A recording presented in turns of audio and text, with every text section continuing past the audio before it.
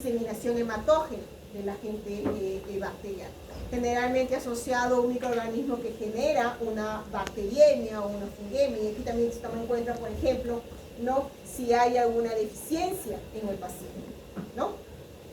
Entonces aquí, ¿no?, ya se va complicando. Entonces, inclusive hay algunos que, por ejemplo, llega y dentro de la historia clínica su paciente es diabético, y en el caso, pero su diabetes no está controlada, no está estable. Entonces, un paciente diabético, ¿no?, en este caso, tiene un factor de riesgo para generar una infección recurrente o diseminada por bacterias como Staphylococcus aureus o como Cándida, por ejemplo, en el caso de un hongo. ¿Okay? Entonces, porque hay una alteración en su sistema inmunológico. Entonces, ya el manejo es diferente. O de repente, en las formas más graves, que es la clasificación, ¿no?, la clase 4, ya tiene un signo o un síntoma de una sepsis sistémica. Entonces, aquí de repente estamos hablando de un pacientito que llega con un cuadro de fascitis necrotizante, ¿okay?, que es uno de los temas de seminarios del día viernes. ¿Okay? Entonces, aquí ya los criterios de manejo es diferente. Estamos hablando de un paciente que va a requerir un proceso quirúrgico para remoción del tejido necrótico, ¿no?, porque estamos hablando de una sepsis, ¿ok? Y esa es parte del tratamiento en una fascitis necrotizante, ¿ok? Entonces, si hablamos de la respuesta inmune, y aquí tenemos nuestra primera línea de defensa, tenemos que tomar en cuenta que la piel está formada por varias capas, ¿no? Y eso ya ustedes lo saben anatómicamente hablando, ustedes saben mucho mejor que yo todo eso, ¿no? Entonces, si hablamos de estos mecanismos de defensa, ¿okay?, hay que considerar, por ejemplo, el pH a nivel de la piel, ¿okay?, la humedad, la temperatura, secreciones como el sudor, que tienen componentes como lisocimas, inhibidores de crecimiento bacteriano, inhibe proliferación, o también que tienen componentes como los mismos péptidos antimicrobianos. ¿Okay? Estamos hablando de las beta-defensinas, catequicidinas, por ejemplo. ¿Okay? Entonces, tenemos otras secreciones que tienen, por ejemplo, el sebo, ácidos grasos, la urea inhibiendo proliferación de bacterias, por ejemplo, los ácidos grasos también, ¿no? La flora, la microbiota, importantísima, esta microbiota, y ya sabemos que compite por receptores, esta microbiota que entra en contacto con las células del sistema inmunológico todo el tiempo, como las células de Langerhans, y establece un perfil de homeostasis, ¿no? Establece un perfil de tolerancia, establece un perfil donde prevalecen células T reguladoras. ¿Para qué? Para el mantenimiento integral del epitelio. La estructura íntegra de un epitelio es importante como primera línea de defensa. Cuando se atraviesa esa primera barrera, se es susceptible a infecciones. ¿Okay? Por eso, por ejemplo, en el caso de un paciente con quemaduras, ¿no?, hay una alteración a nivel de todo su epidermis, su dermis, ¿okay?, dependiendo del grado de la quemadura. ¿Okay? Entonces, la misma microbiota pasa a ser agente infeccioso. Hay una alteración por la desestructuración del epitelio, de la primera barrera. ¿Okay? Vamos a hablar un poquito de esa barrera también. ¿Okay? Entonces, aquí principalmente si hablamos de la piel, los queratinocitos, ¿no? Estas células nucleadas que producen péptidos antimicrobianos todo el tiempo, que cuando son sensibles a la presencia de agentes microbianos, como por ejemplo en Staphylococcus aureus, producen señales de alarma, como cuáles, interleucina 1, por ejemplo. Importante, citocina inflamatoria, ¿no? Entonces, cuando hay una infección por estafilococos, por ejemplo, los queratinocitos producen interleucina 1 y ellos mismos captan interleucina 1. ¿Para qué? Para activarse. ¿Para qué? Para aumentar la producción de péptidos antimicrobianos con la finalidad de proteger la estructura del epitelio. ¿Ok? Entonces, vamos a hablar un poquito más sobre eso. ¿Qué más tenemos aquí? Bueno, aquí tenemos a nuestra microbiota, ¿no? Si hablamos de la microbiota en la piel, sabemos que hay un género que prevalece. Este género es estafilococo, ¿no? ¿Cuál es la especie que prevalece como microbiota? El epidermidis. Epidermidis, exacto, epidermidis. ¿Ok? Y también obviamente sabemos que está el aureus, pero el aureus está como una microbiota transitoria con potencial patógeno. ¿Ok? Entonces, hablando del Staphylococcus epidermidis, por ejemplo, hay estudios que demuestran que esta bacteria produce péptidos antimicrobianos, y esos péptidos antimicrobianos que produce nuestra amiga epidermidis ayuda de una manera a disminuir la proliferación directa de un Staphylococcus aureus, por ejemplo, comprobándose que la producción de péptidos antimicrobianos por la flora, ¿ok?, ayuda a controlar una posible infección por otro agente infeccioso. ¿Okay? También ayuda a controlar, por ejemplo, la proliferación, tiene una acción bactericida no solo con Staphylococcus aureus, sino también contra Streptococcus beta hemolítico o también contra la E. coli. Eso se ha visto en experimentos, ¿no? Entonces realmente la producción de estos péptidos es importante para controlar un proceso infeccioso. Aquí más que esto vamos a verlo. Bueno, antes de hablar de esto de aquí, vamos a ver un pequeño video para situarnos en los mecanismos de defensa y las células que están a nivel de la piel. Este link está al final de la clase de hoy. En la parte de actividades asincrónicas se van a sus últimas diapositivas y ahí está. ¿Ok?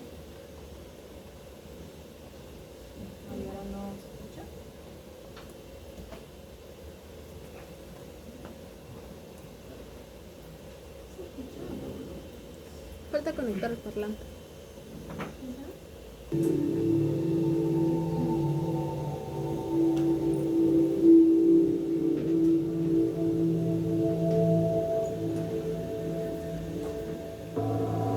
The skin is the body's primary barrier against physical insults and microbial pathogens.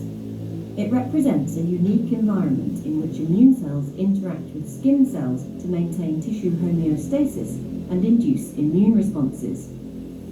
The skin is composed of epidermis, dermis, and a subcutaneous fatty region. Commensal bacteria, fungi, and viruses living on the skin have beneficial effects in the protection against pathogens and in wound healing.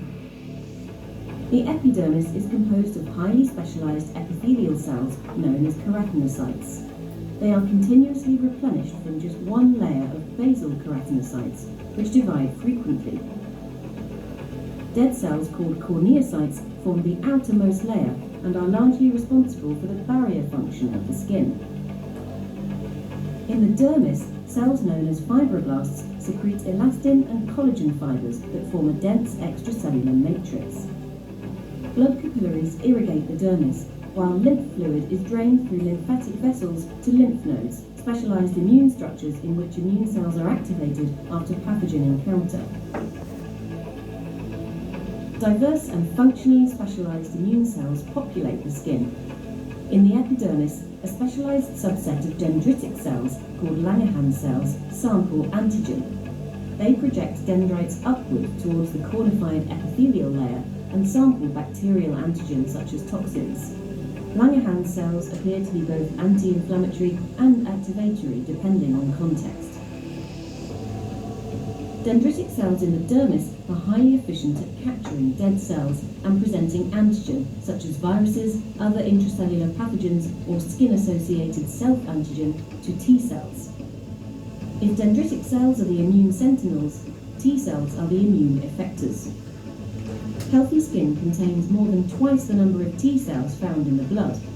Most of them are memory T cells that have previously encountered antigen and can be rapidly reactivated.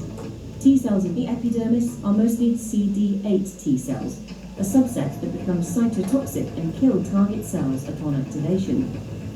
They're long-term residents in the epidermis, mostly disconnected from the circulation.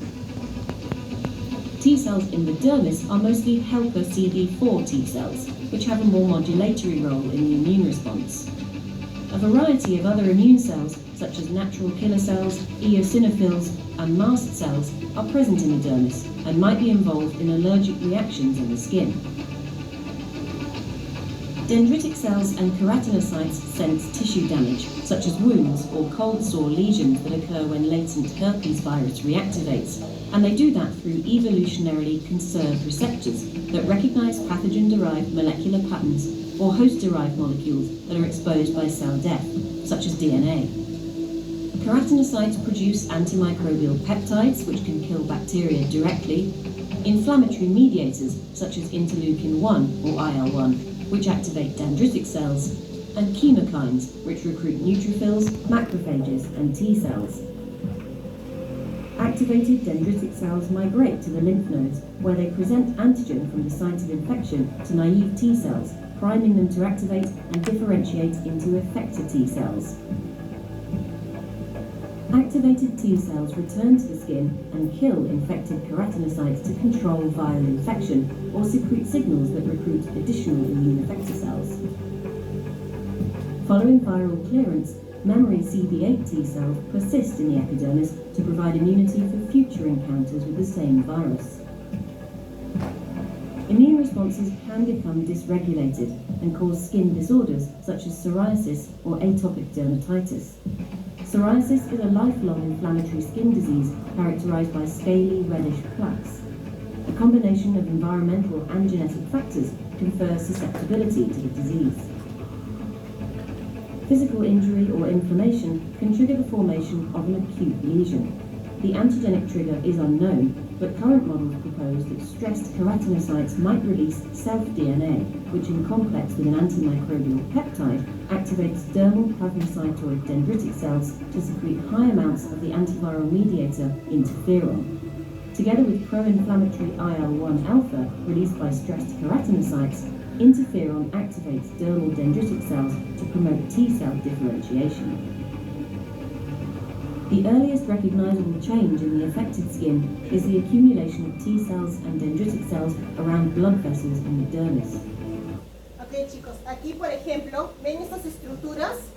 Estos son los vasos sanguíneos. En este caso, los vasos sanguíneos a nivel de la parte cutánea, los más importantes son las vénulas postcapilares, ¿okay? Que son las HB, que ustedes de repente por ahí han visto, los high endothelial venules.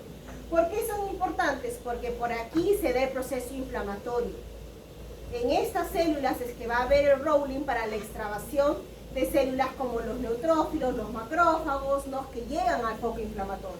Ahora, en este caso, cuando hablamos de una inflamación a nivel de la piel, un detalle importante que justamente es lo que están mencionando ahorita, es que se genera un tejido linfoide inducido durante el proceso inflamatorio en estas circunstancias, en donde va a haber presentación de antígenos a nivel de las vénulas postcapilares. Entonces aquí vemos, por ejemplo, una dendrítica y una célula T, y aquí hay activación de célula T, hay presentación de antígenos. ¿Okay? Esto es algo inducido, provisorio, que se da en estas circunstancias. ¿Okay? Ahora, la importancia de estos vasos sanguíneos, de las vénulas, de las vénulas postcapilares, no solamente es la formación de ese tejido linfoide inducido, sino también que aquí, como mencioné, se da la hiperinflamación. Aquí hay el aumento de la permeabilidad vascular y comienza a extravasar células como los neutrófilos y también todos los contenidos proteínicos de alto peso molecular, como las inmunoglobulinas, por ejemplo, ¿no? Que comienzan a pasar todo en ese tejido.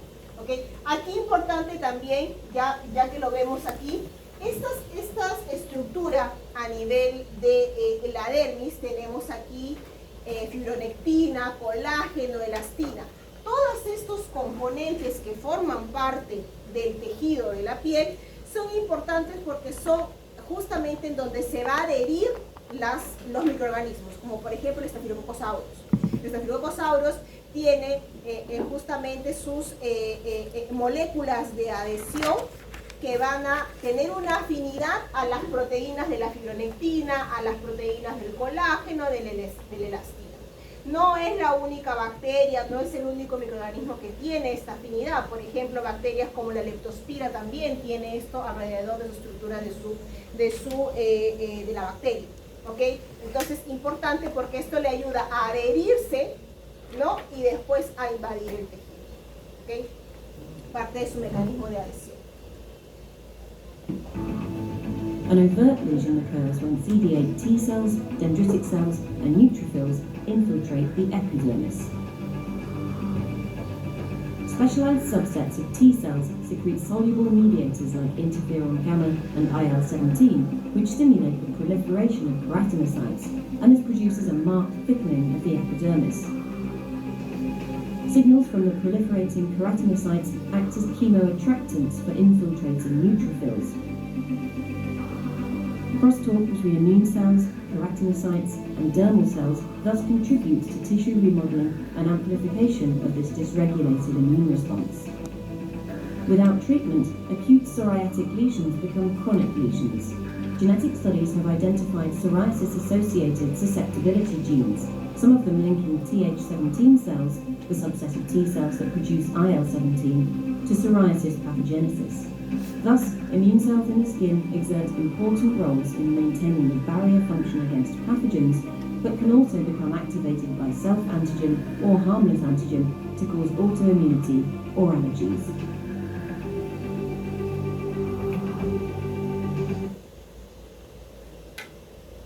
Entonces, ¿cuáles son las células que hay en mayor cantidad a nivel de la piel? Las células TCD8. ¿Okay? Entonces, citotóxicas. Listas para entrar en contacto de nuevo con el antígeno con el cual se encontraron previamente, y por eso es que estamos hablando de una hipersensibilidad, no una dermatitis de contacto, por ejemplo. ¿Okay? Entonces, hablando un poquito de esa estructura, es lo que vemos aquí, ¿no? Dentro de la piel tenemos, bueno, el epitelio, pero también tenemos los apéndices, y aquí podemos hablar, por ejemplo, en el folículo piloso. El folículo piloso, como pueden ver aquí, es un sitio, inclusive, que se conoce con la característica de ser inmunoprivilegiado. Tiene componentes que generan tolerancia alrededor de él. ¿Para qué? Para tener un ambiente justamente donde prevalecen T reguladoras y donde tengo la homeostasis, ¿ok? Para el mantenimiento del epitelio, sí. Justo esto me iba en el seminario y decía que la epidermis es una muy buena barrera porque como tiene esos apéndices, que son folículos, como que la microbiota también convive ahí en la epidermis, con la piel. Justamente hablando de la estructura en general del epitelio, las capas, ¿no es cierto? Entonces, a nivel de los apéndices, las estructuras, como el caso del estrato córneo, no cubre estas regiones. Estas son regiones de libre acceso, y como mencionó su compañera en Montenegro, justamente aquí entra la microbiota en condiciones de tolerancia a homeostasis, pero también le permite la entrada a otros microorganismos. Por ejemplo, uno de ellos es el que se ve en uno de los ejemplos más adelante, el Propionobacterium acne, que es el agente causal del acné, que se acumula a nivel del folículo piloso. ¿Okay? Le permite la entrada y aquí modula la respuesta, ¿okay? Para un proceso inflamatorio. Entonces, aquí tenemos, ¿no?, el folículo piloso, ¿okay?, que tiene las glándulas sebáceas. Estas glándulas sebáceas que normalmente producen el sebo, también producen componentes quimiotácticos y citocinas. Por ejemplo, en un ambiente en donde tenemos inflamación, son capaces de producir citocinas como TGF-beta e interleucina 6, generando un ambiente en donde se va a tener una TH17, por ejemplo. ¿Okay? Entonces, también tenemos aquí, como pueden ver, las glándulas sudoríparas. Las glándulas sudoríparas que producen sudor, en ciertas circunstancias también producen péptidos antimicrobianos, ¿okay?, como las catelicidinas o las beta-defensinas. Las glándulas sebáceas también producen péptidos antimicrobianos, ¿okay? Los queratinocitos producen péptidos antimicrobianos. Las células de respuesta inmune producen péptidos antimicrobianos, ¿okay? Entonces, tenemos, ¿no?, varios tipos celulares que, produciendo estos componentes, generan un mecanismo de defensa todo el tiempo, y que en condiciones infecciosas aumenta esta producción de estos péptidos antimicrobianos. Con la excepción, por ejemplo, en pacientitos que tienen enfermedades como dermatitis atópica. Los pacientitos con dermatitis atópica, en lugar de aumentar la producción de péptidos antimicrobianos, disminuye. Por eso es que somos susceptibles a infecciones. ¿Okay? Entonces, aquí tenemos, ¿no?, si hacemos aquí a nivel del epidermis, vemos los estratos, ¿no? Anatómicamente hablando aquí, en estas circunstancias. Tenemos el estrato basal, que todos lo mencionan en el video, ¿no? Menciona el estrato basal que produce justamente más queratinocitos, ayuda a la regeneración del epitelio. Tenemos el estrato espinoso, en donde están las células, ¿no? Como las Langerhans, o también células T, principalmente dijeron CD8, de memoria, citotóxicas, ¿no es cierto? Tenemos aquí el estrato granuloso y el estrato córneo. Aquí los queratinocitos, ¿no? Que son células nucleadas, ellas conforme van estando en otros estratos se van achatando, ¿ok? Y el núcleo se va desapareciendo hasta que llegan a perder el núcleo y terminan siendo células anucleadas, completamente alargadas, y esos ya son los corneocitos, ¿no? Los corneocitos, células muertas, pues no tienen núcleo, ¿ok? Y en este estrato córneo, aparte de los corneocitos, tenemos lípido, alta cantidad de lípido, ¿no? En los espacios, importante porque está relacionada a la protección, ¿ok? Entonces, se sabe también, ¿no? Que este estrato córneo no cubre las regiones de apéndices, como mencionaron previamente. Entonces, aquí sería un sitio de entrada, ¿no? Para agentes infecciosos. Ahora, aquí en el estrato córneo, lo que sabemos es que este estrato córneo, ¿no? Como es esta primera barrera directa, ¿ok? El grosor de este estrato córneo puede variar. Puede variar dependiendo de la zona de nuestro cuerpo anatómico que se encuentra. Entonces, es más gruesa en zonas en que tenemos más exposición, ¿no? Por ejemplo, estas regiones aquí que tienen directo contacto con el sol, con los cambios de temperatura, a regiones que son un poco más, que no están tan expuestas. El grosor es importante porque cubre contra diversos tipos de componentes, ¿no? Entonces, es en el caso del estrato córneo, ¿ok? Y aquí vemos justamente lo que mencionó su compañera, ¿no? Que tenemos a nivel del folículo piloso, ¿ok? Este apéndice que permite la entrada de los componentes como la microbiota, ¿ok? En estas circunstancias sabemos que el folículo piloso es una estructura inmune privilegiada. ¿Por qué? Porque alrededor del folículo piloso tenemos componentes de la matriz extracelular que están relacionados al mantenimiento de la tolerancia, como cuáles, por ejemplo, la expresión de Fas ligante. La expresión de Fas ligante, ¿ok? Modula, inhibe la replicación de las células, ¿ok? Fas ligante con Fas induce apoptosis, ¿ok? Y es la manera que las T reguladoras justamente regulan, ¿no? Y suprimen la activación de los linfocitos, ¿ok?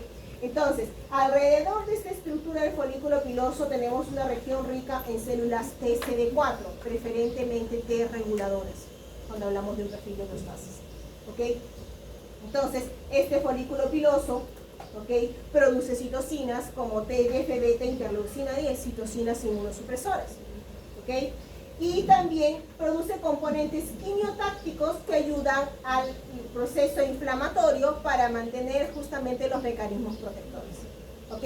Ahora, en el extremo de un proceso infeccioso, el ejemplo que nos da aquí justamente es el Propionobacterium acnes, ¿ok? Que ingresa al folículo piloso, aquí termina modulando la respuesta, ¿ok? Y estas glándulas sebáceas producen citocinas como interleucina 1 beta, TGF-beta, interleucina 6.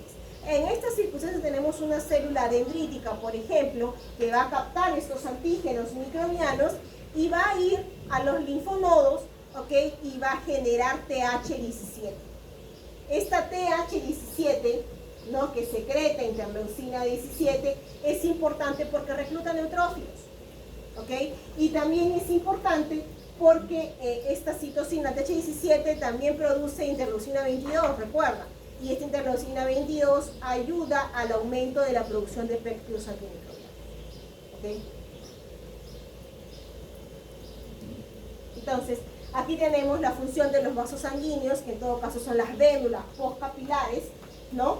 De todos los vasos sanguíneos que están a nivel de la dermis, son las vénulas postcapilares, ¿no? Las que tienen la mayor importancia. Y en este caso, justamente es a nivel de ellas que se forman estas estructuras que se conocen con las siglas de Guisart, ¿no? Que es el tejido linfoide asociado a la piel inducido, ¿ok? Que sirve como sitio de presentación de antígeno para las células y mantenerlas activadas. ¿Ok? También a nivel de las vénulas postcapilares es el sitio en donde se da el aumento de la permeabilidad vascular. Mencionándolo aquí, por ejemplo, en donde hay una extravasación no solamente de células como los neutrófilos, sino de todos aquellos componentes proteínicos de mayor peso molecular. Lo que normalmente en condiciones homeostáticas pasan solamente con contenidos proteínicos menores de 70 kilodalton. ¿Okay? Aquí ya son mayores. Entonces pasa inclusive en inmunoglobulinas, células, ¿no? Entonces es el sitio en donde hay la permeabilidad vascular. Aquí también tenemos a nivel de las vénulas postcapilares, ¿ok? Que hay la presencia, ese sitio de extravasación de neutrófilos, que son los primeros en que llegan. ¿Por qué? Porque a nivel de las vénulas postcapilares tenemos alrededor una alta presencia de lo que son los macrófagos perivasculares. ¿Qué son los macrófagos perivasculares? Por definición, en sus características se saben que son aquellos macrófagos que tienen una alta expresión de componentes quimiotácticos para atraer neutrófilos. O sea, ellos tienen componentes, ¿no? Receptores, esos componentes quimiosinas, para poder atraer neutrófilos. Entonces, ¿por qué es la importancia de esto aquí? Porque se ha visto que bacterias, y es justamente lo que está aquí, bacterias como el Staphylococcus aureus, que producen diversos tipos de toxinas, ¿no? Entre ellas sus hemolicina, la hemolicina alfa, lo que se ha visto es que la hemolicina alfa lo que hace es disminuye la cantidad de macrófagos perivasculares.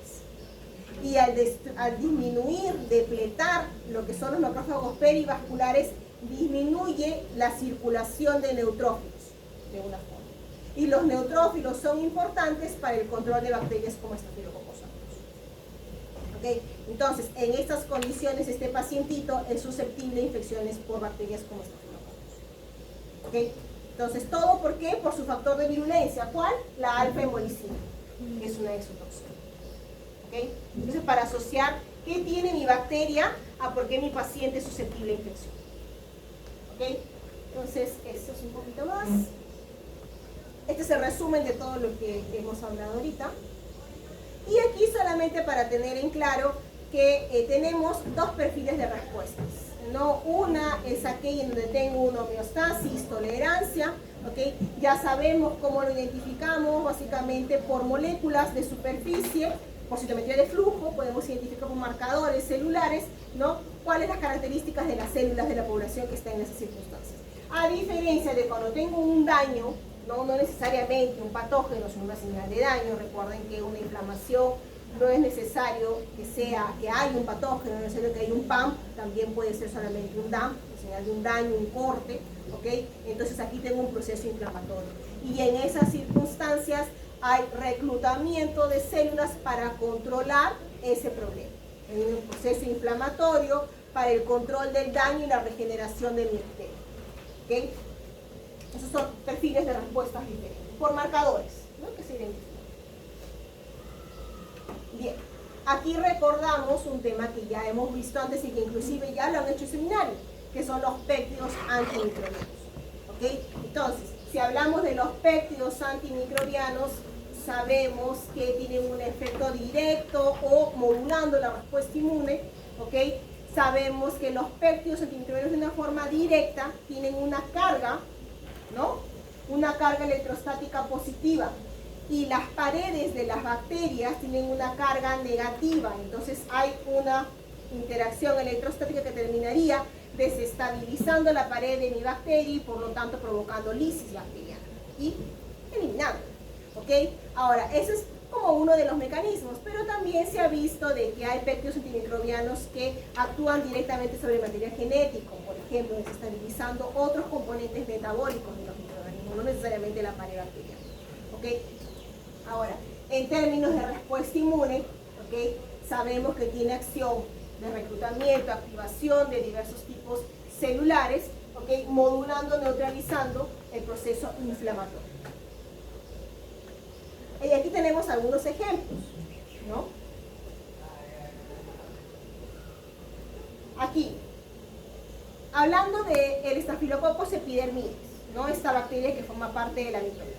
Justamente en este trabajo, en esta publicación, está más abajo doy, ¿no? Aquí.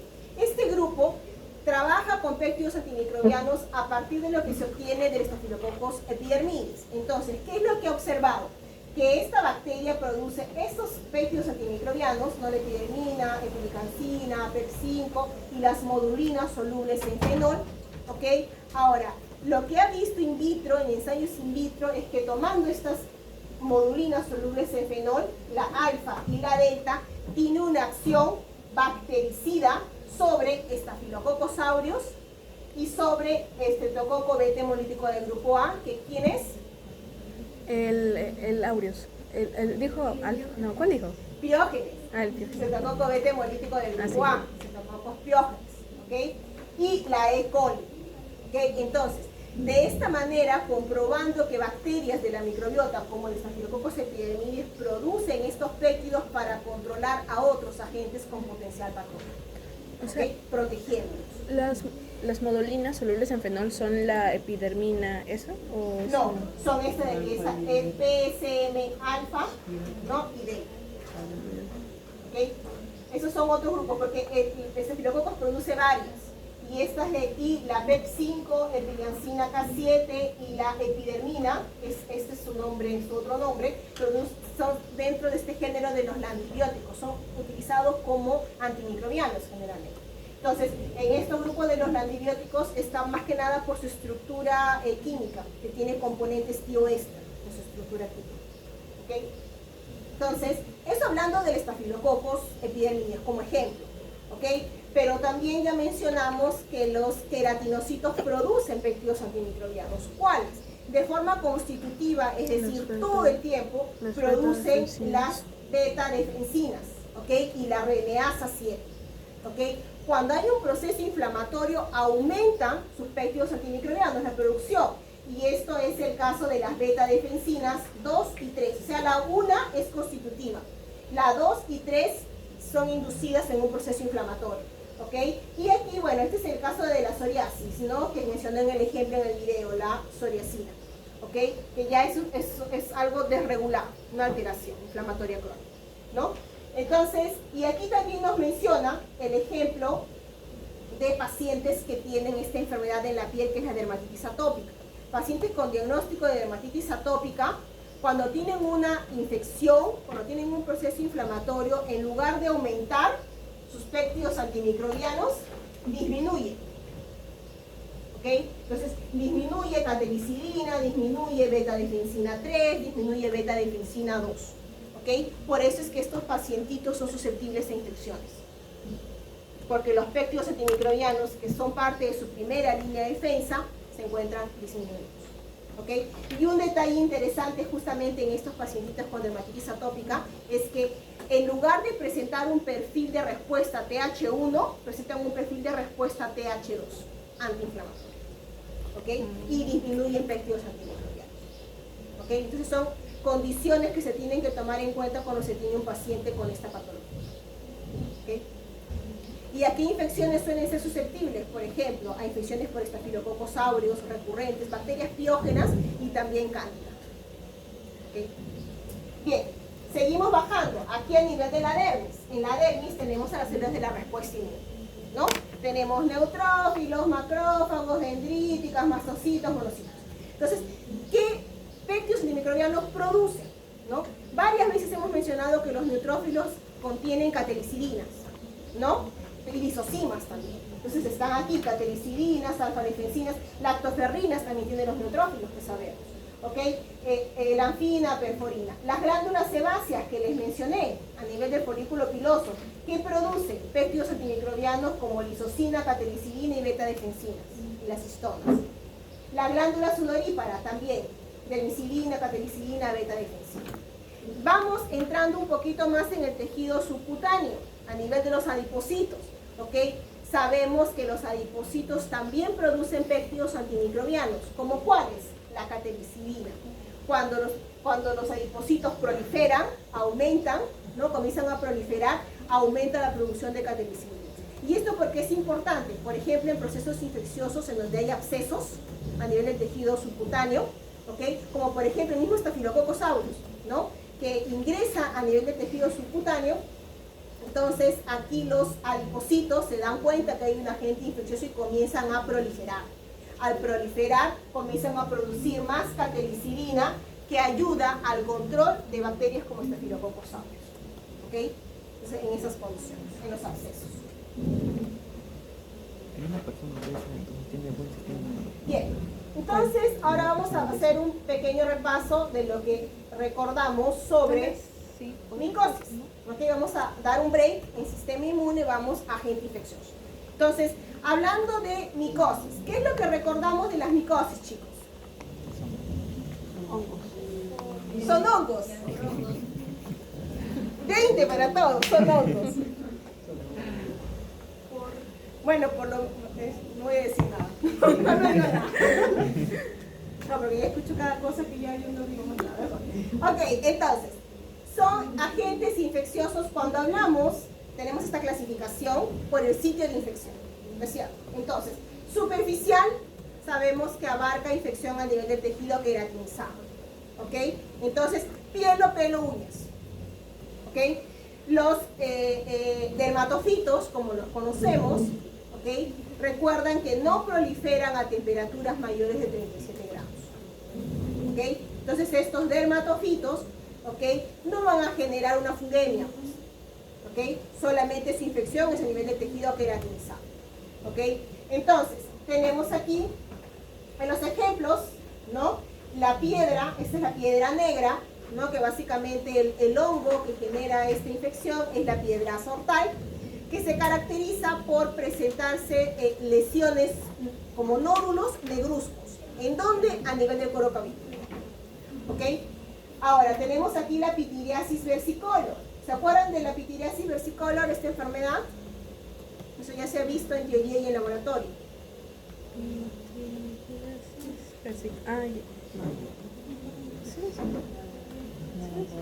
Ustedes dan examen y deletan CPU1, hacen así, ¿no? Y reinician todo desde cero, ¿no? No lo mencionó en laboratorio, Su CPU, ahí lo sacan todo porque quieren hacer espacio para la siguiente clase, ¿no? Ok, la pitiriasis versicolor sí lo han visto. Hay unas diapositivas grandes. La pitiriasis versicolor es aquella que es causada por este hongo tipo levadura, que es la malacesia. ¿Se acuerdan? La malacesia. Dentro de ella es la malacesia furfur. ¿Qué es lo que hace este honguito? En primera instancia, le encanta todo lo que es el contenido del tejido lleno de lípidos. Por eso es que es superficial la infección. ¿Ok? ¿En dónde está? En el torso, ¿ok? En los brazos, ¿ok? Se caracteriza por presentarse como una despigmentación en la piel, como unas placas blanquecinas. Si revisan su clase de laboratorio, su clase de teoría, lo van a encontrar. Apuesto. ¿Ok? Entonces revísenlo, porque el laboratorio esta semana de nuevo se va a tocar. Entonces puede ir a su examen. Entonces tienen que, lo que han deletado, tienen que volver a insertarlo en su CPU. ¿Ok? Entonces, aquí tenemos a la malacesia furfur, que tiene un componente que es este ácido dicarboxílico, una de sus toxinas. Y esto actúa directamente sobre los melanocitos. Al actuar sobre los melanocitos impide que haya captación, ¿no? Y por lo tanto de luz y por lo tanto pigmentación. Por eso es que se ve como unas placas blanquecinas. Es más visible en los pacientitos que tienen la piel más oscura, ¿no? Se ve claramente una placa blanquecina por la despigmentación de la piel. ¿Ok? Esa es la malacesia. ¿Ok? Ahora, tenemos aquí, bueno, esto de aquí ya ustedes lo saben, los dermatofitos, las famosas tiñas, pues, ¿no? Dependiendo de dónde están. La tiña capitis, ¿no? La tiña manus, la tiña barbae, ¿no? Entonces, la tiña pedis. ¿Qué es la tiña pedis? El pie. El pie de atleta, el famosísimo pie de atleta que mucha gente no trata, ¿no? Y ahí se queda cocinando por meses y años, ¿no? Entonces, el pie de atleta, ¿ok? O la famosa tinea pedis, ¿ok? Aquí se caracteriza justamente, no, aquí no está, ¿no? Aquí están las onicomicosis, ¿no? la presencia de la uña gruesa, no amarillenta, que se descascara y que en algunos casos hasta esmalte le colocan encima, ¿ok? Para tapar, y nadie se dio cuenta, ¿no? Ok, entonces aquí cuando hablamos de una onicomicosis generalmente puede ser secundaria a un pie de atleta, porque es el mismo agente causal, un tricofitón, un epidermofitón, un dermatofito, ¿no? Que en todo caso recordarán que cuando hablamos de las tiñas en general, como no hay un proceso inflamatorio, no hay dolor, no hay malestar, no hay fiebre, entonces muchos pacientes no van a consulta, ¿ok? Y se queda ahí por meses. Y a estos honguitos, a los dermatofitos, les encantan estos lugares ricos en humedad, ¿ok?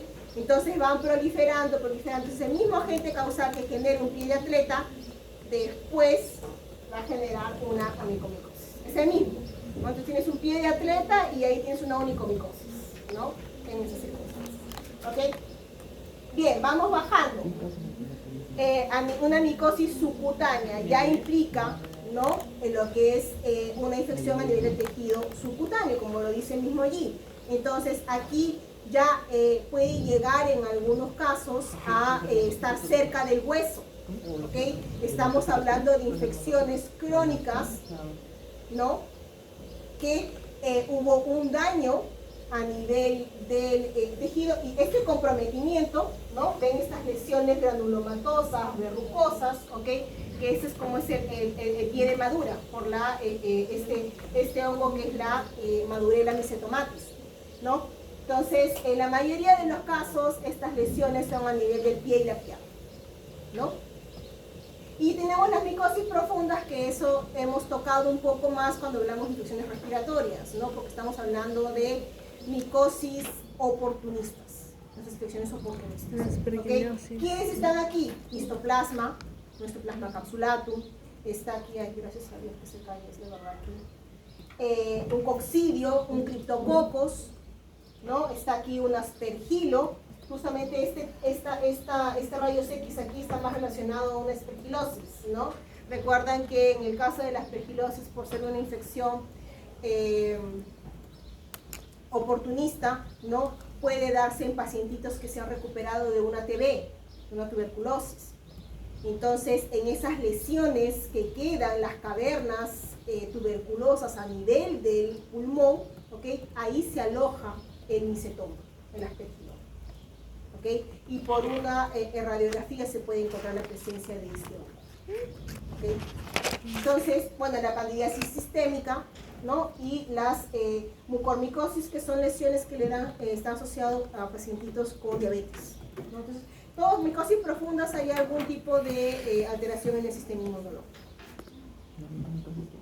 Bien, aquí tenemos a los dermatofitos, las tiñas, ¿no? Recuerden que aquí tenemos al género Trichophyton, Microsporum, Epidermophyton. Entonces, por los sitios más frecuentes, Trichophyton está en piel, pelos, uñas, ¿no?, en todos los tejidos queratinizados. Microsporum en piel, pelos, y Epidermophyton en piel, uñas. ¿Ok? Ahora, recuerda que la otra clasificación, aparte del sitio de infección, es la procedencia del hongo, ¿no? Entonces aquí, por ejemplo, tenemos Trichophyton rubrum, es antropófilo. Mentagrofites es zoófilo, porque se encuentra en animales como conejos o roedores, por ejemplo. ¿Ok? Tonsuras, humano. Violáceo es geofílico, en la tierra, en el suelo.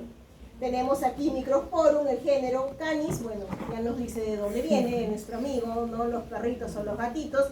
Y recuerden que está asociado aquí, como es piel, pelos, estas son las tiñas capitis, por ejemplo, que se caracterizan por esas placas de ausencia de crecimiento de piel, de pelos, disculpen, ¿no?, esas placas de alopecia, ¿no?, que se encuentran en las cabecitas de los animales, en todo su pelaje, en su hociquito, ¿ok?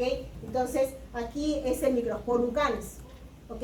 Ahora, el Microsporum gypsum es de suelo, es geófilo. Entonces, aquí recordar, por ejemplo, que cuando hablamos de ese tipo de infecciones, también es parte importante de la historia clínica, no la profesión de la persona que están tratando. Por ejemplo, si es jardinero, ¿okay? Por ejemplo, si trabaja con ganado, con tierra, si es veterinario, tiene contactos con animales que puedan haber sido en contacto directo por el contagio. ¿Okay? Y si hablamos, por ejemplo, de una persona que tiene su animalito de estimación, entonces ustedes ya saben, tratan a su paciente, ¿okay? Pero también recomendarle que lleve al veterinario a su animalito de estimación porque el foco de infección está ahí, ¿no? Presente. ¿Okay? Y el epidermofitón flucoso, que es la única especie que es humano-humano. ¿Okay? Y él, ¿Cuál era la toxina de la maledicencia? es un ácido dicarboxílico. Bien, aquí tenemos las tiñas, los ejemplos, ¿no? Tiña capitis, ¿no? La cruris manum, las tiñas corporis, ¿ok? Aquí importante recordar que una de las características de las tiñas es el autocontagio, ¿no? La persona tiende a diseminarse, entonces si tiene una lesión, ¿no? Al momento de rascarse se disemina y aquí se va contagiando, este autocontagio, ¿ok? Entonces este es, por ejemplo, aquí la tiña corporis, ¿no? Recordar que los dermatofitos tienen un crecimiento de tipo centrípeto, ¿no? De dentro para afuera. Entonces, justamente, ¿por qué? Porque aquí tengo todos los hongos y células muertas y aquí yo tengo al hongo vivo. Entonces, por eso es que la toma de la muestra se hace en los bordes, ¿no? En los bordes rojos eritematosos. Aquí yo hago una toma de la muestra dependiendo si el tipo de lesión tiene escamas o no lo tiene. Si no tiene escamas, entonces hago una toma de la muestra con una cinta adhesiva, una cinta scotch, por ejemplo, en el mismo borde, ¿ok? Y coloco eso en la lámina portaobjeto. ¿Con qué reactivo?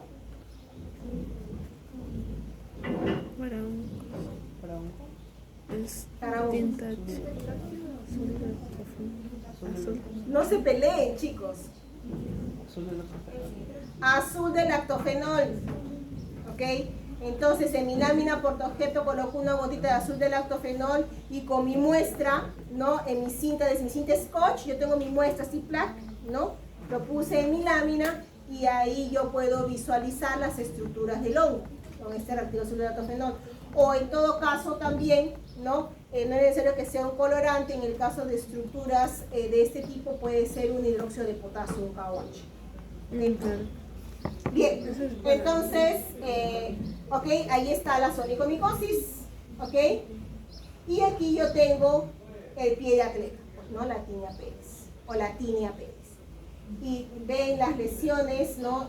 La descamación, lesiones rojizas, conato prurito, ¿no? Interdigitales, ¿no? Altamente contagiosos. Entonces, ven que en todo caso una tinea pedis, ¿no? Estos agentes, Trichophyton rubrum, metabrofite, epidemofitón flucoso, son los mismos agentes causales de una onicomicosis. ¿Ok? Mismo agente causal. Bien. Aquí está la clasificación, ¿no? Antropofílicos, zoofílicos, bien. En superficiales también ya hemos visto la cándida, ¿no? Las candidiasis. Hemos visto como agente causal de una candidiasis bubovaginal, que justamente fue el tema de infecciones del tracto urinario, ¿okay? Por cándida. ¿Cuál es la característica de la secreción de una candidiasis bubovaginal? Prurito. Hay prurito, claro. La secreción es blanquecina, ¿no? Tipo requesón, tipo queso cottage, ¿ok? Puede tener olor o no. Entonces, esa es la candidiasis, ¿no? Bubovaginal.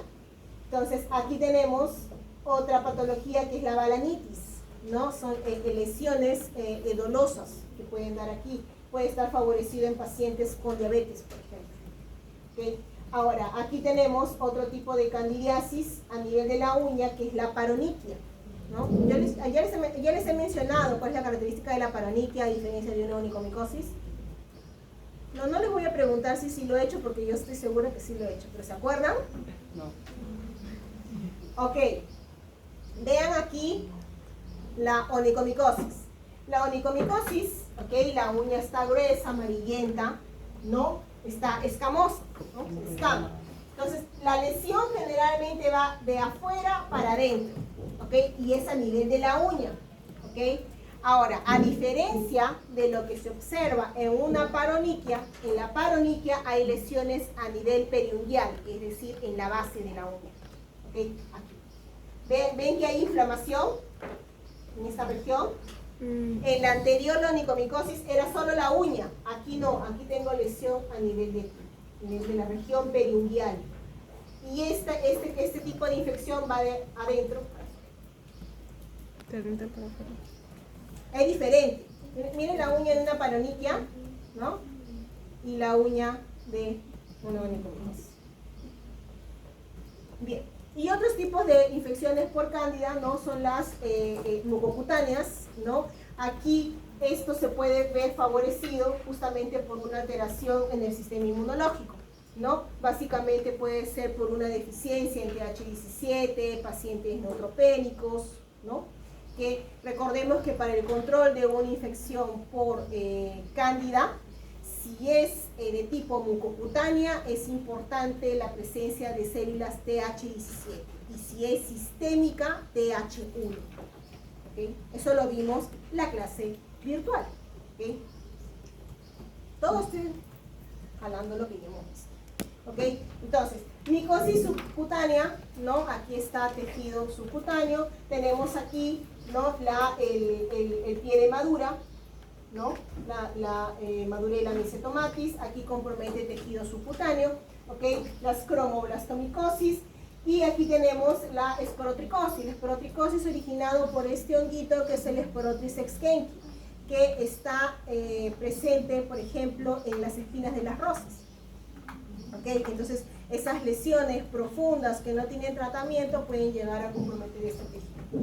¿Ok? Esa es la esporotis exchenki. Bien, entonces aquí vemos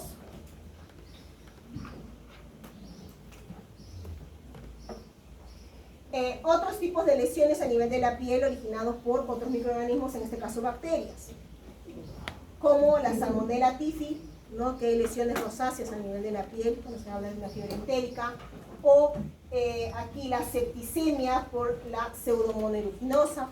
¿Okay? O la treponema pálido, que justo lo vieron esta semana, lo han visto en laboratorio ustedes. Entonces, cuando hablamos, me van a decir, no, profesora, no se acuerdan, ¿no? Ahora, aquí hablamos de la sífilis, en este caso la sífilis secundaria. ¿Qué característica tiene la sífilis primaria? El chancro. El chancro. Muy bien, Fred, yo estoy anotando. Bien, entonces, tenemos aquí el chancro. ¿No es cierto? Y la secundaria, ahí dice lesiones, ¿no? El rash cutáneo, pero ¿cómo es? ¿Se acuerdan? Como un ojo de buey. ¿Ah? Como un ojo de buey. Exactamente, son esas lesiones que tienen a nivel de las palmas de las manos y en las palmas de los pies, ¿no?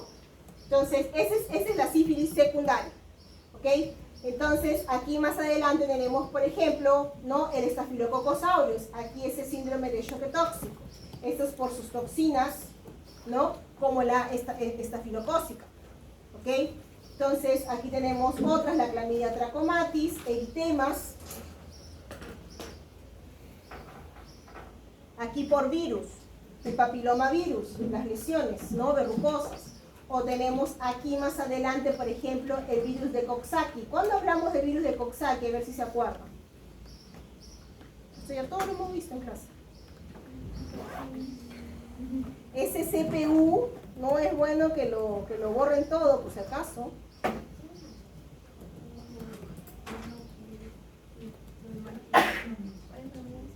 ¿En dónde? ¿En quiénes? En niños, exacto. Estas son infecciones que se dan en niños menores de 5 años. Son estas lesiones que la enfermedad de pie, manos y boca, ¿no? Que es una infección respiratoria. No se acuerdan nada, ese CPU me está preocupando. Ok, y aquí vemos, por ejemplo, otros tipos de infecciones, como el sarampión, rubiola, dengue, son infecciones sistémicas. Y aquí la varicela zoster, ¿no? Esto de aquí, todo es tema de la semana que viene de clase. Bien, entonces ahora vamos a hablar de de los agentes infecciosos, ¿no?, que forman parte de la microbiota. Y aquí vamos a tocar dentro de ellos el Staphylococcus aureus, ¿no? Bien. Entonces aquí tenemos esta bacteria, ya sabemos quién es, ya sabemos su morfología, ya sabemos sus factores de virulencia, pero lo vamos a repasar. Entonces, tenemos aquí esta bacteria que tiene componentes de adhesión, como les mencioné, ¿no? Sus adhesinas, que se van a unir a todas las proteínas del huésped. Por ejemplo, colágeno, fibronectina, elastina, ¿ok? Ahora, también tienen componentes para invadir, ¿no?, que terminan destruyendo epitelio, ¿ok?, destruyendo hemácias, ¿ok?, destruyendo endotelio. Tenemos también aquí, característico de esta bacteria, su proteína A. ¿Su proteína A qué es? ¿Dónde está? En la cápsula. En su pared celular, ¿ok? Esta pared celular, la proteína A, tiene una característica que va a ayudarle a adherirse a células para poder invadir también, pero aquí también tiene la capacidad de poder unirse a las inmunoglobulinas, ¿ok? Aquí esto va a impedir que la bacteria sea opsonizada. Esta proteína A termina uniéndose a la inmunoglobulina por la porción FC, ¿ok? Normalmente cuando la bacteria es opsonizada es de este lado, ¿no? Viene así. Y las células como los macrófagos neutrófilos tienen justamente los receptores de la porción FC que están aquí y los reconocemos fácilmente. Pero aquí lo que hace la bacteria, capta la inmunoglobulina de forma invertida, impidiendo que sea opsonizada. ¿Okay? Importante factor de virulencia, ¿no? Porque así se escapa de lo que es la fagocitosis. ¿Okay? Aparte de eso, ¿qué tiene? La microcápsula. Su cápsula. En este caso, la mayoría tiene microcápsula de polisacáridos. Y con eso también inhibe fagocitosis, ¿no? Por la vía alternativa. ¿Okay? Entonces, y sus toxinas, pues, ¿no? Sus múltiples toxinas. Un Staphylococcus aureus es capaz de generar intoxicación alimentaria porque tiene 5 enterotoxinas. Y ahí para escoger A, B, C, D, E. ¿Ok? También y cuadros de diarrea. O sea, de inicio súbito y desaparece. ¿Ok? Porque recuerden que son enterotoxinas. Entonces no hay inflamación, hay pérdida de líquido. ¿Ok? Ahora, también tiene aquí su alfa-hemolicina. Como les mencioné, con la alfa-hemolicina, ¿no?, le permite el mecanismo de invasión también y destruye endotelio, destruye masas. ¿Okay? Con la alfa-hemolicina depleta macrófagos perivasculares, por lo tanto disminuye el reclutamiento de neutrófilos. ¿Y quién es más importante para controlar esta bacteria? Los neutrófilos. Por la netosis, ¿no? También inhibe la netosis. Inhibe netosis, exactamente, porque ¿qué tiene? Sí. Y dentro del fagolisosoma también. Claro. ¿Qué es lo que tiene? El aureus. ¿Qué es lo que tienen todos los estáfilos? Respira, Sheila, porque si no te da un ataque. 4 meses hablando con ustedes. ¿Qué tienen? Prueba bioquímica. Coagulasa. ¿Quién me dijo coagulasa? Okay. Después,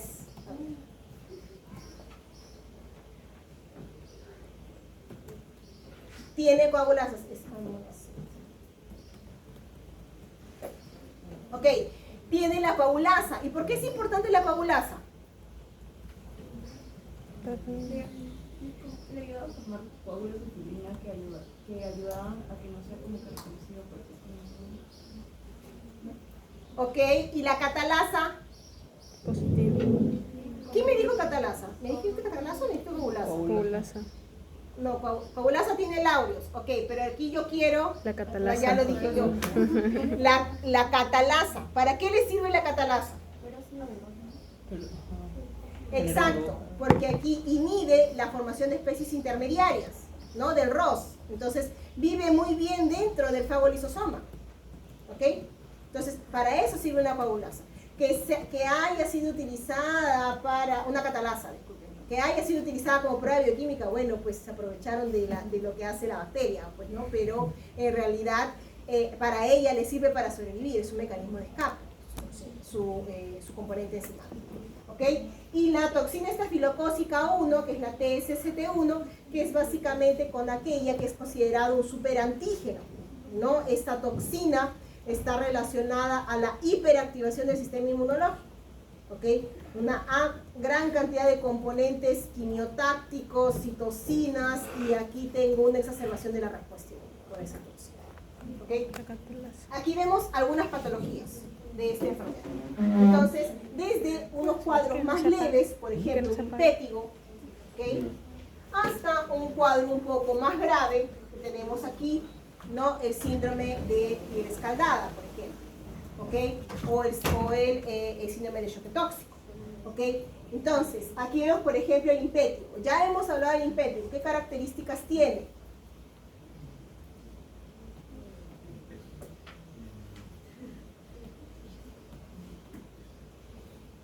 Se ríen, ¿no? Ok.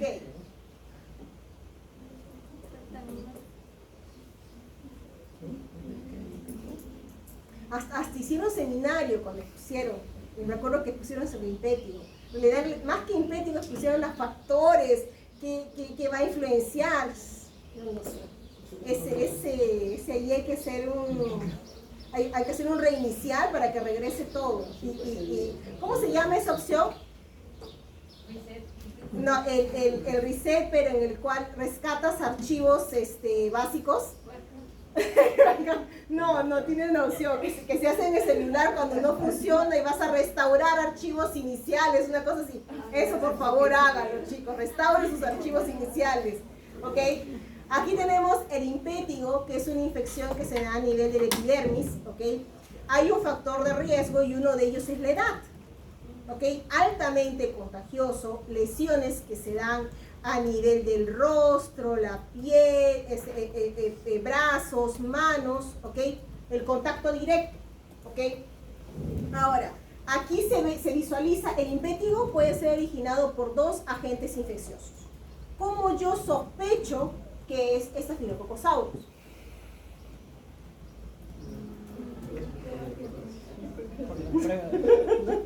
No, yo ya me río ya.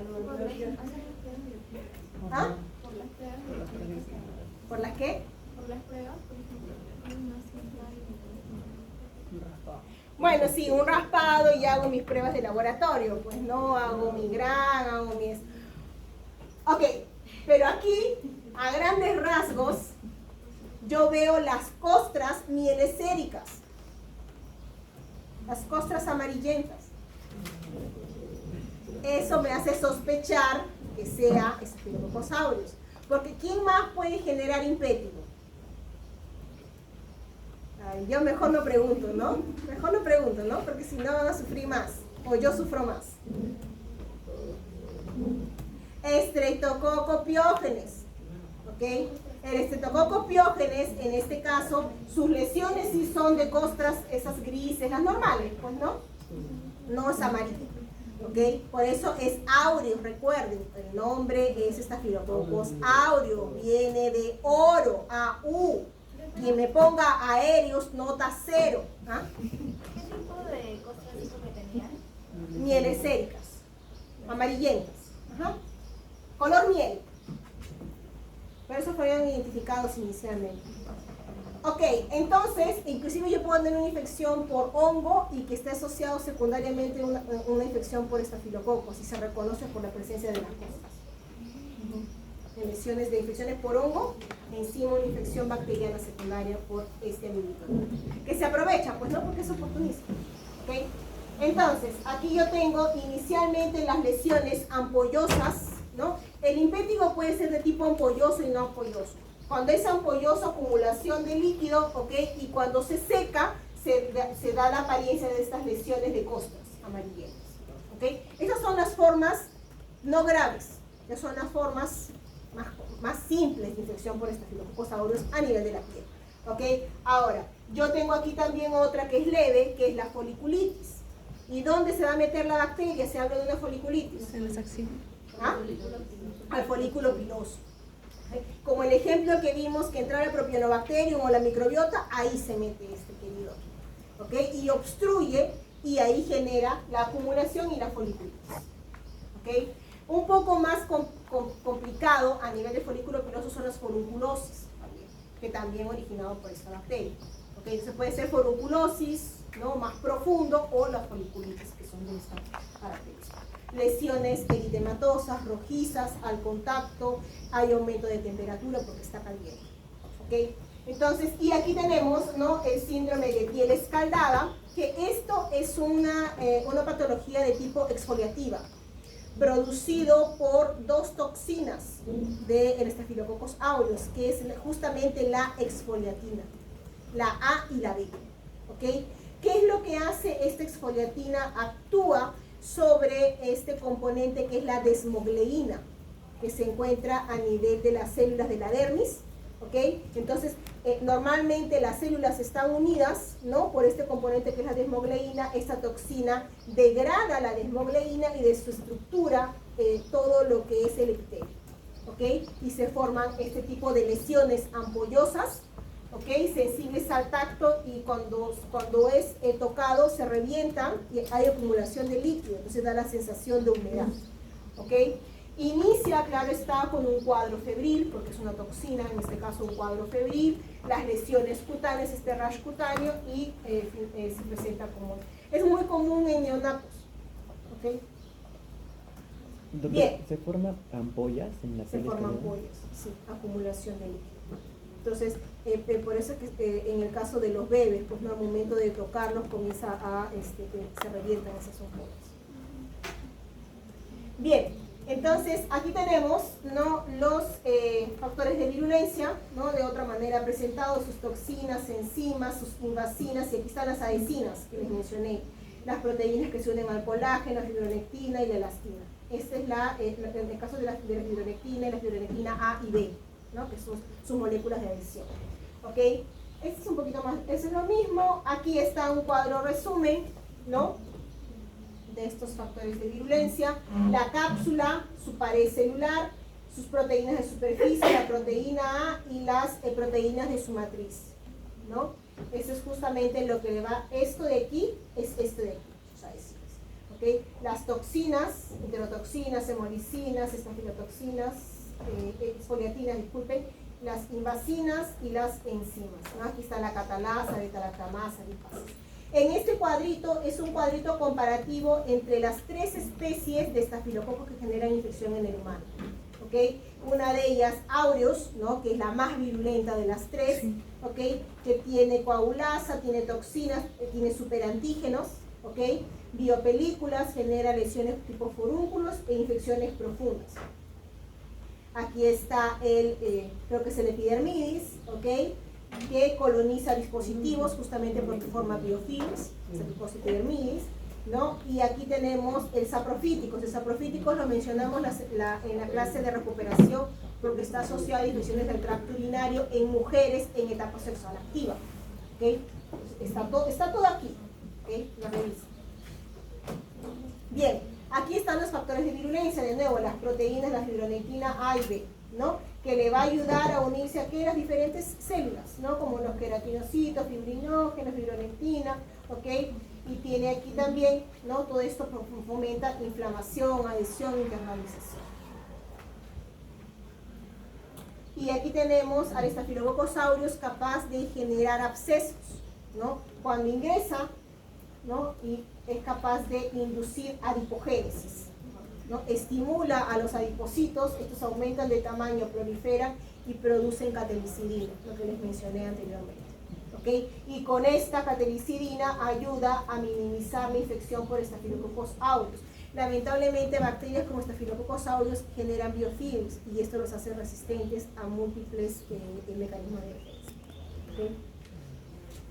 Bien, bueno, esto es un poco más de las características de esta bacteria. Y aquí las patologías, pues lo que hemos mencionado, furunculosis, foliculitis, impétigo, ¿okay?, síndrome de piel escaldada, ¿okay?, aquí los abscesos que pueden presentarse. Aquí está un cuadro de celulitis, ¿no?, porque el Staphylococcus aureus también genera celulitis, pero en menor porcentaje. Quien genera mayor porcentaje para infección por celulitis es Streptococcus pyogenes. ¿Okay?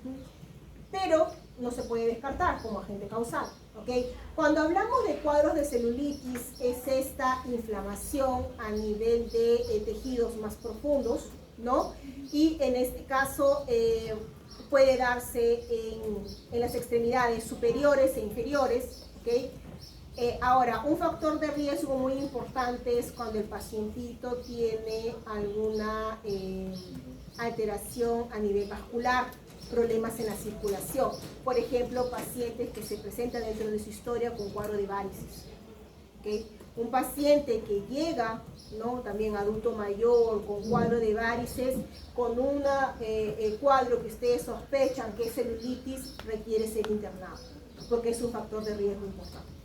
¿Okay? Recuerden que bacterias como Staphylococcus aureus generan bacteriemia, entonces puede entrar al torrente sanguíneo y generar shocks.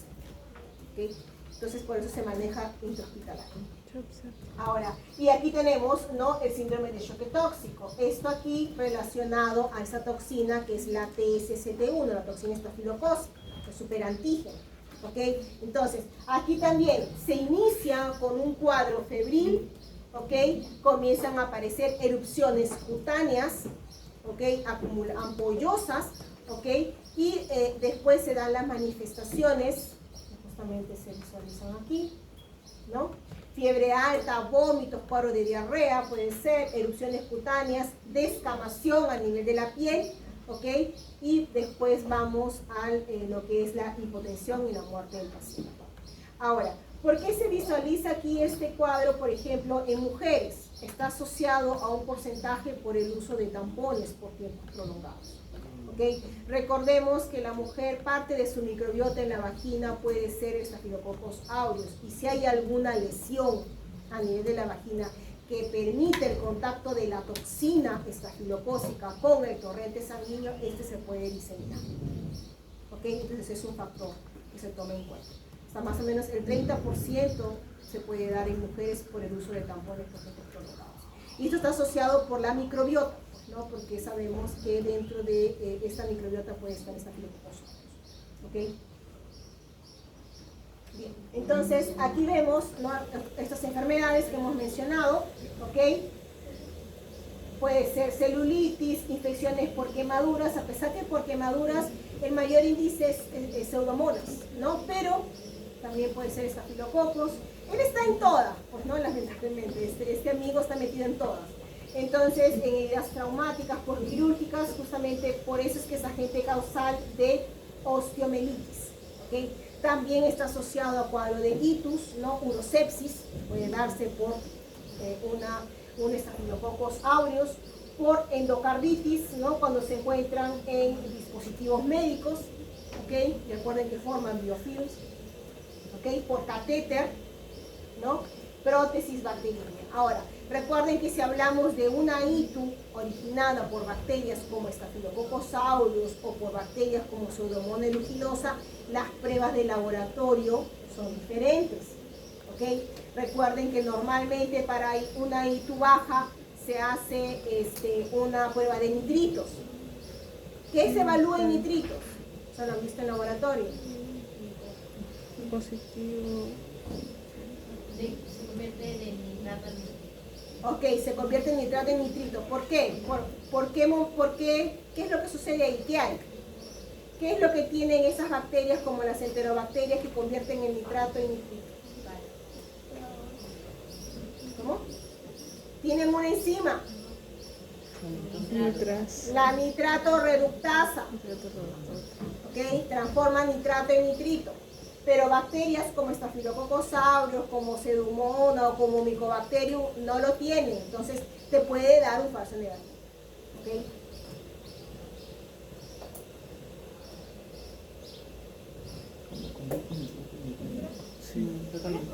¿Hay alguna forma, aparte de las pruebas de laboratorio, de poder distinguir una celulitis ocasionada por un estafilococo de un estreptococcus?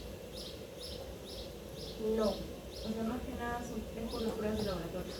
En este caso la celulitis, por ser ese tipo de enfermedad de la erisipela, son tratados ya con la clínica. No esperas hacer una prueba de laboratorio, ¿okay? Por el riesgo que implica, ¿okay? Entonces, más que nada ves el tipo de lesión, las características, de repente el paciente puede llegar con cuadro febril o solamente es algo local, ¿no? Y la coloración rojiza, inflamada, ¿ok? Por ejemplo, pacientes que tienen artrosis y que sus huesitos se van, ¿no? Torciendo, presentan cuadros de celulitis como consecuencia de la misma artrosis, ¿ok? Pero esto es un cuadro agudo, o sea, puede darse una semana, ¿ok? Se le puede tratar con remedios para el dolor, no necesariamente antibióticos, porque no es algo infeccioso, es como consecuencia de su enfermedad en curso, ¿ok?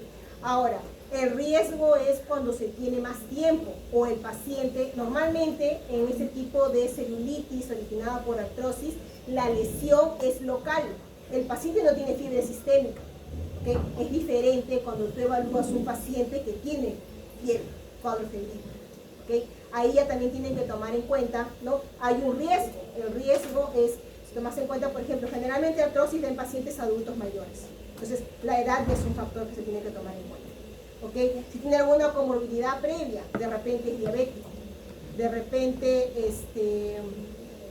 tiene insuficiencia renal, problemas en el riñón, entonces son varios detalles que tienes que ayudar a asociar, ¿no? Si tiene artrosis, por ejemplo, y solamente evalúas la inflamación local en la articulación de las dos manitos, por ejemplo, en la mano, ¿no? Tiene esta inflamación en una de ellas, es una característica. No tiene fiebre sistémica. Le tocas, obviamente está rojizo, está amarillento, hay aumento de temperatura, pero es local la inflamación. Es un manejo diferente a si tienes otras características. ¿Por qué? Porque recuerden que si tratamos una celulitis y sospechas, tanto sea estafilococo como estreptococos, hay resistencia a antibióticos. Entonces es importante aquí sí el inicio rápido en base a la clínica. Es la clínica la que va a ayudar. Ese tipo de infecciones es clínica. Bien, ok, entonces aquí vemos aquí los factores de virulencia, las componentes de la bacteria, ¿no? Como todos sus componentes van a ser reconocidos por múltiples receptores. ¿Y qué va a activar? Bueno, va a activar no TOLA receptor, no TOLA receptor, inflamosomas, mecanismos de Campasa, ¿ok? Ahora, tenemos aquí la producción de péptidos antimicrobianos producidos por diversos tipos celulares en respuesta a la presencia de estafilococos. Y aquí tenemos al neutrófilo, ¿ok? La estrella. El neutrófilo, vean, tiene su receptor de porción Fc gamma, que va a reconocer la inmunoglobulina, y también receptor para complemento, ¿ok? Cuando ha sido ozonizado. Fagocita, y aquí tiene especies reactivas de oxígeno, ¿no? Mediados justamente por las mieloperoxidasas. Entonces, pacientes que tienen deficiencia en mieloperoxidasa tienen deficiencia en la acción de neutrófilos, ¿ok? Entonces, aquí tenemos péptidos antimicrobianos, catequicidinas, alfa-defensinas, proteinasas, hidrolasas, y también el neutrófilo produce componentes proteínicos que inhiben la captación del fierro por la bacteria. Entonces, minimizando el nutriente esencial para esta célula. ¿Okay? Aquí en este texto mencionan lo que les mencioné de La dermatitis atópica. Y aquí vemos, ¿no? En qué circunstancias tenemos infecciones, ¿no? En la piel por Staphylococcus aureus. ¿Qué deficiencias hay que están asociados a una infección por Staphylococcus aureus? Neutropenia, pacientes neutropénicos. Entonces aquí tenemos, por ejemplo, pacientes que se presentan en su cuadro, ¿no? Como una neutropenia severa congénita, ¿ok? O pacientes neutropénicos porque están tratamientos por quimioterapias, ¿ok? Tienen infecciones recurrentes por Staphylococcus aureus. O si no, pacientes que tienen esta enfermedad, la enfermedad granulomatosa crónica, que ¿qué es lo que tienen? Deficiencia en el estallido respiratorio, en el busto oxidativo. ¿Ok? Entonces, aquí no hay mieloperoxidasa también, deficiencia. O pacientes con defectos en quimiotaxis. Y aquí está, por ejemplo, también asociado los pacientes diabéticos. ¿Ok? O los pacientes con insuficiencia renal. Que todas estas alteraciones llevan a susceptibilidad a infección por Staphylococcus aureus en estos pacientes.